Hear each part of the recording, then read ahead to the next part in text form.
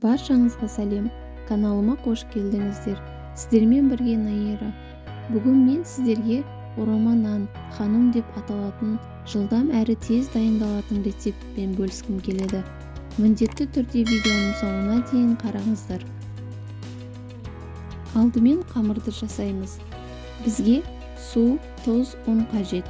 Ыдысымызға жылы су құямыз, дәміне қарай тұз саламыз, араластырып, електен өткізіп, ұн салып, қамыр жасаймыз. Осылай қамыр шығуы керек. Қамырымызды салафанға салып қоямыз. Шамамен 10-15 минут тұруы тиіс. Ал енді салмасын жасаймыз. Ол үшін бізге ет, пияз, картоп қажет.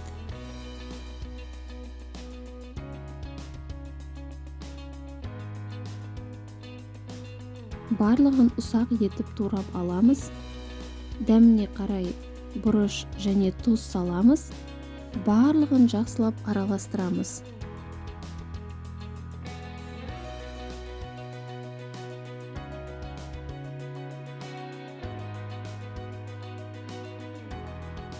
Енді қамырымызды алып, осылай қалауларыңызға қарай бөліп аласыздар.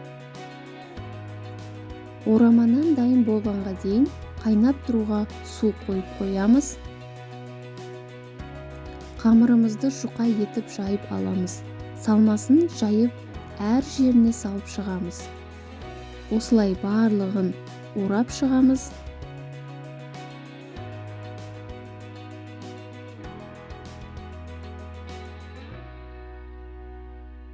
Мантоваркаға салғанда астына май жағуды және де үстіне май себуді ұмытпаңыздар. Қайнап жатқан судың үстіне қойып, шамамен 40-45 минутта орташа отта пісіріп аламыз. Ханым дайын болғанға дейін үстіне подливті дайындаймыз.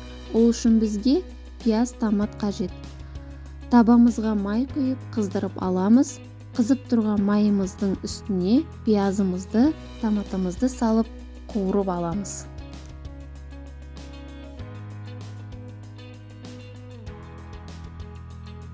Бізде орама нанымыз дайын.